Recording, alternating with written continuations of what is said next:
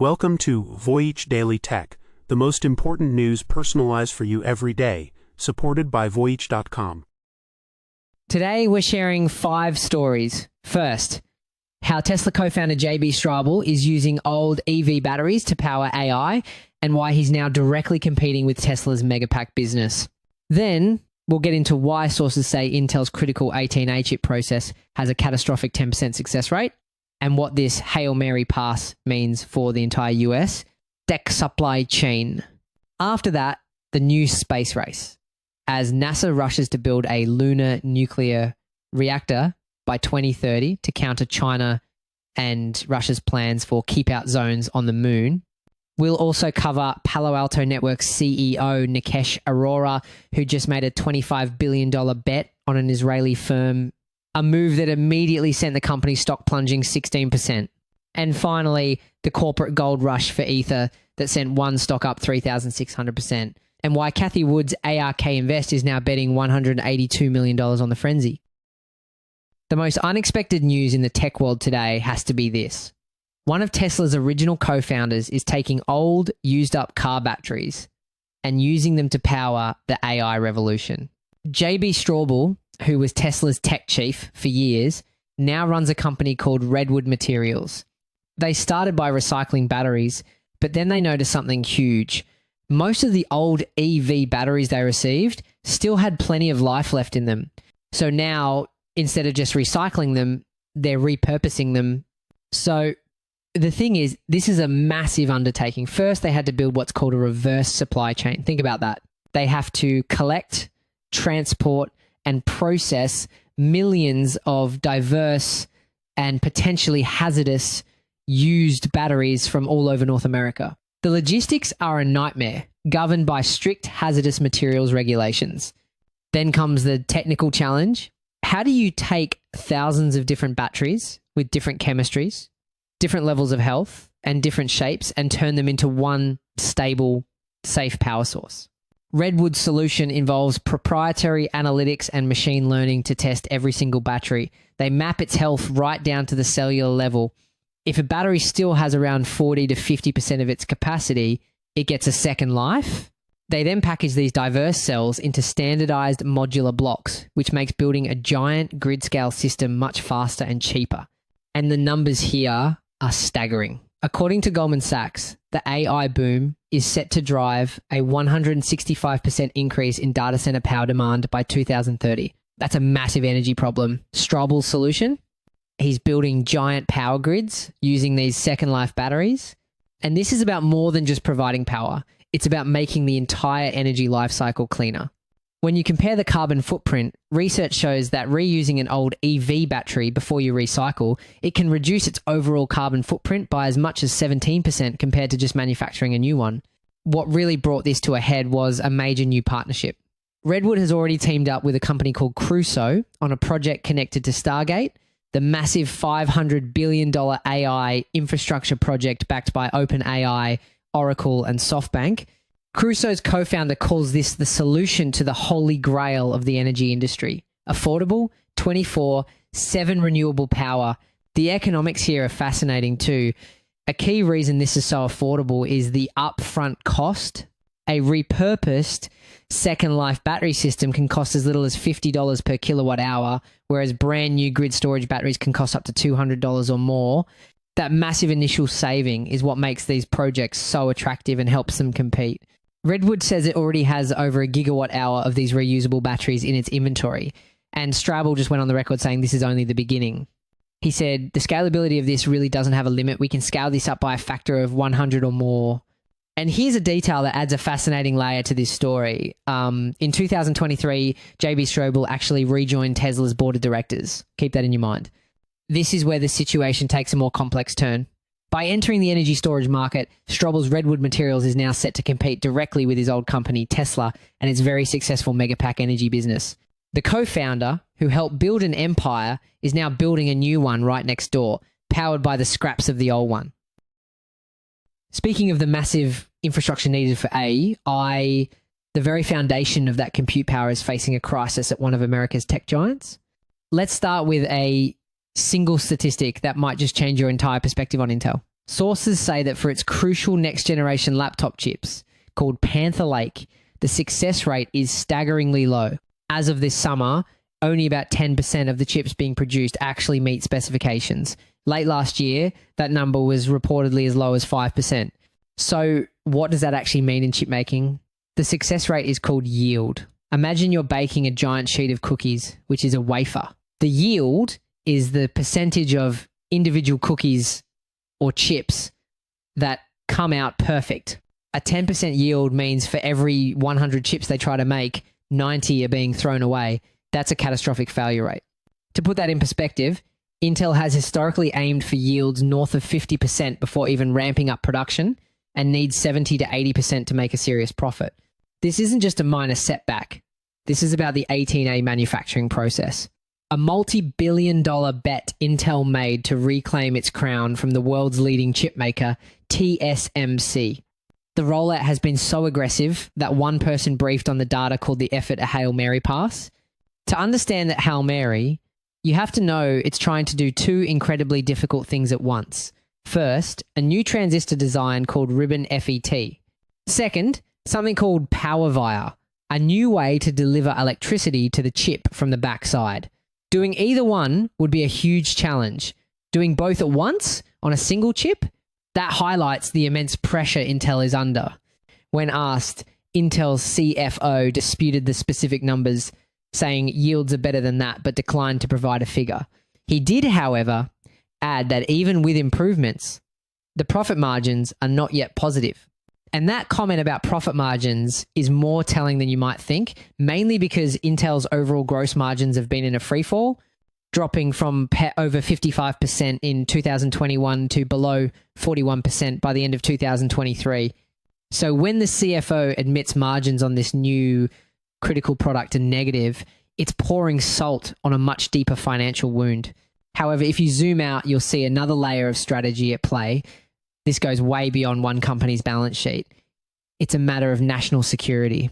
The United States government has poured billions into the CHIPS Act precisely to bring advanced chip manufacturing back to American soil and reduce its dependence on Taiwan. After all, over 90% of the world's most advanced chips are made by TSMC in Taiwan. If Intel's 18A process fails, it's not just an Intel failure, it's a major blow to America's entire strategy to secure its own tech supply chain. And the ultimate irony here? Even as Intel fights for its manufacturing future, its next major chip after Panther Lake, called Nova Lake, will still be partially made by its chief rival, TSMC. The company Intel is trying to beat is the very one it still can't seem to live without. It shows that even Intel's potential partners, like Microsoft, are hedging their bets, keeping one foot firmly planted with the reliable, proven technology from TSMC. It's a high-wire act with no safety net. That struggle for technological dominance isn't just happening here on Earth. A new high-stakes race is heating up, and this one is literally out of this world. NASA is racing to build a nuclear reactor on the moon by 2030. The reason? A stark warning that rivals China and Russia could declare their own keep-out zones on the lunar surface. This isn't just about science anymore. This is a geopolitical race for a permanent foothold on the moon. And what many overlook is the role of the private sector in this race. It's not just NASA. Companies like Westinghouse, Rolls-Royce, and a joint venture called IX are all competing to develop these lunar microreactors. They're positioning themselves to become the power utility for a future lunar economy. But that's not the whole picture. The real turning point is that this urgent push comes at the exact same time. NASA is facing a staggering 24% budget cut, with major science programs like the Mars sample return getting gutted. So what's the real end game here? Some scientists are deeply concerned this is a politically motivated move. The strategy involves so-called safety zones. If you build a reactor or a base, you can claim a safety perimeter around it. One planetary science specialist put it bluntly, to some, this is tantamount to declaring, we own this bit of the moon and you can't come in. You see, the foundation of space law is the 1967 Outer Space Treaty, which clearly states that no nation can claim sovereignty over any part of the moon. But the US led Artemis Accords, which countries like China and Russia have not signed, introduced these safety zones to prevent interference. Critics, including Russia, have called this a blatant attempt to create space law that favors the United States. effectively creating loopholes for de facto land grabs. It's a legal grey area that could spark major conflict. Experts agree that for a permanent base to survive the 2-week-long lunar night, nuclear energy isn't just desirable, it's inevitable. Solar power simply won't cut it. But building a nuclear reactor on the moon is an incredible engineering challenge, requiring a system that can cool itself in a vacuum and run autonomously for years. Here's where it gets interesting. The very programs needed to transport a reactor, like the Space Launch System or SLS, are the ones facing the biggest funding threats. The current proposals prioritize a lunar power source for 2030, while simultaneously cutting the budget for the heavy lift rockets and landers needed to deliver it. It's a classic case of political goals being disconnected from the engineering and budgetary reality on the ground. This all begs the question, is this a bold leap to power a future lunar economy, or a high-stakes political gamble on a project that may not have the funding to even get off the ground? From a massive government gamble in space, we're shifting to an equally massive corporate gamble right here in the cybersecurity sector. A cybersecurity giant just made a $25 billion bet, and Wall Street is hating it. Palo Alto Networks just announced its largest acquisition ever, the purchase of Israeli identity firm CyberArk, and its stock immediately plunged 16%. Now, an interesting detail about a deal like this is the Israeli connection. Israel has become a global superpower in cybersecurity, a place often called the Silicon Wadi. This is largely thanks to its elite military intelligence units, like the famous Unit 8200, which act as real-world incubators for the world's best cybersecurity talent. So when a US giant buys a firm like CyberArk, it's not just buying a company, it's acquiring top-tier, battle-tested expertise. This is the company's biggest gamble in its 20-year history. The move comes from CEO Nikesh Arora, a leader who has already grown the company's value sixfold, spearheading more than 20 successful acquisitions. But this time, the scale is different. Arora is standing his ground. In the face of skepticism, he said, "We've done well 24 times, so I'm pretty confident that our team can handle this."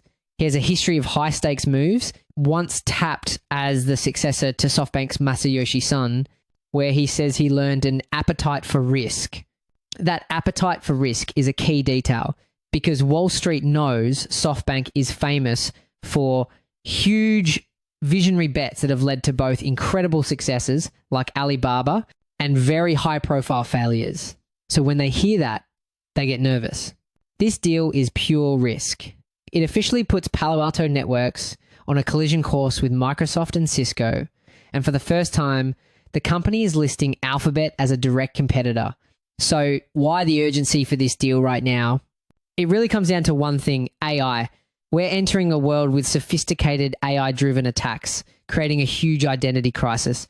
How do you know who or what is accessing your network? This acquisition is a direct response to that threat. The strategy is to become a one-stop shop. The average organization uses a staggering 83 different security products. Palo Alto wants to be the single integrated solution, but the critics are loud, bringing us to the core of the debate in cybersecurity today: the platform versus best-of-breed war. The idea of a single platform has major risks, like a single point of failure and vendor lock-in. And you can start to see why there's skepticism. Experts are very vocal about this. As Richard Steenan, a top cybersecurity analyst, puts it, there's no buy that says, "God, show me how I can buy everything from one vendor." The fear is that a jack-of-all-trades platform can never be a master of the most critical function, protecting identity. Now, get this, those 20 plus acquisitions Palo Alto has done before, they were mostly small startups. Integrating a massive established company like CyberArk with its own unique culture and thousands of employees is a completely different challenge. The question is, will this $25 billion bet be Aurora's masterstroke, or is this the one risk that's just too big? Speaking of high risk, high reward financial plays, there's a new gold rush happening in the corporate world. But it's not for a company, it's for a cryptocurrency. Imagine a company announces it was buying the cryptocurrency Ether and its stock price, well, it skyrockets by more than 3,600%. Believe it or not, research shows this has all the hallmarks of a deliberate signal to retail investors. For example, Bitmine Immersion Technologies saw its stock soar after announcing a plan to fund its Ether treasury. But here's a catch. Soon after, the company announced a massive new stock offering, which dilutes the value for existing shareholders. The stock then plummeted, wiping out a huge chunk of those gains. This pattern suggests some announcements are less about sound financial strategy and more about creating a short-term meme stock frenzy. This isn't an isolated incident. A Reuters analysis found that corporate treasuries now hold at least $3.5 billion worth of Ether, a massive jump from the start of the year. One venture capitalist put it perfectly. Holding Ether is more like owning oil, whereas Bitcoin is more one-dimensional like gold. The digital oil analogy is crucial because it implies Ether is a utility token, the fuel that powers the entire Ethereum network. In reality, however, while corporate holdings are way up, there's very little evidence these companies are actually using Ether for its utility. The primary engagement seems to be speculative, raising the question of whether digital oil is just a more sophisticated narrative for a high-risk bet. Unlike Bitcoin, companies can stake their Ether, locking it up to support the network and earning yields of around 3 to 4%. But this frenzy comes with some serious red flags. One analyst warned that the wild stock jumps have the hallmarks of the meme craze, and the risk is very real. A Treasury expert stated that most chief financial officers would not swap liquid cash for Ether, calling it a niche tool for companies that can tolerate massive swings. And for any CFO, this presents an accounting nightmare. Recent accounting rule changes now require companies to report the fair value of their crypto holdings every single quarter. This means every wild price swing up or down hits the company's net income directly. Imagine trying to explain that volatility to your board and auditors. And the regulatory side of this is a complete minefield. One chief investment officer warns that because the rules are still evolving, every staking reward could be landing in a compliance grey zone. That grey zone is incredibly complex. For accounting purposes, staking rewards are typically recorded as income when received. But their classification, whether as core revenue or other income, is still a subject of intense debate, and the tax implications are even murkier. And yet, despite the warnings and the regulatory chaos, some of the biggest names in finance are jumping in. Cathie Wood's ARK Invest just plowed $182 million into BitMine, one of the companies at the center of this frenzy. The high-stakes gamble on the future of crypto isn't slowing down. It's accelerating. That's it for today on Voyage Daily Tech.